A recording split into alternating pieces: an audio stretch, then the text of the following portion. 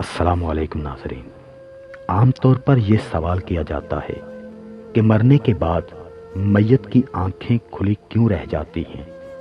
Science اس کا جواب جو بھی دے، لیکن ایک مسلمان کے لیے اس سے بڑا حکمت افروز جواب کیا ہو سکتا ہے جو آقائے دو جہان صلی اللہ علیہ وسلم نے دیا تھا، اور اس راز لافانی سے آگاہ فرما دیا تھا کہ جب کوئی فوت ہو جاتا ہے تو اس کی آنکھیں ایک ایسا منظر دیکھ رہی ہوتی ہیں جو زندوں کو نظر نہیں آتا۔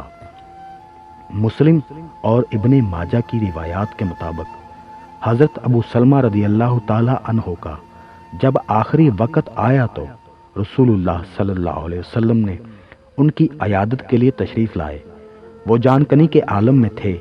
پردے کے دوسری طرف عورتیں رو رہی تھیں۔ آپ صلی اللہ علیہ وسلم نے فرمایا، میت کی جان نکل رہی ہوتی ہے تو اس کی نگاہیں پرواز کرنے والی روح کا پیچھا کرتی ہیں۔ تم دیکھتے نہیں کہ آدمی مر جاتا ہے تو اس کی آنکھیں کھلی رہ جاتی ہیں۔ جب حضرت ابو سلمہ رضی اللہ تعالی عنہ کا دم نکل گیا تو آپ صلی اللہ علیہ وسلم نے دستے مبارک سے ان کی آنکھیں بند کر دیں۔ آپ صلی اللہ علیہ وسلم نے عورتوں کو تلقین کی کہ میت پر بیان کرتے ہوئے اپنے لیے بد دعا نہیں بلکہ بھلائی کی دعا ہی مانگیں، کیونکہ فرشتے میت اور اس کے اہل خانہ کی دعا یا بد دعا پر آمین کہتے ہیں۔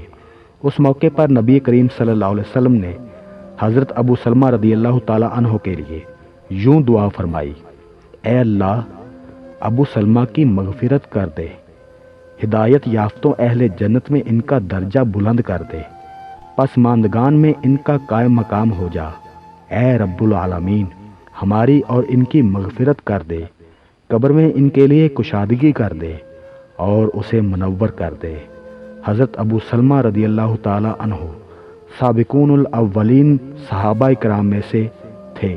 روایت ہے کہ رسول اللہ صلی اللہ علیہ وسلم نے حضرت ابو سلمہ کی نماز جنازہ کے دوران پہلی بار 9 تکبیریں کہی تھی۔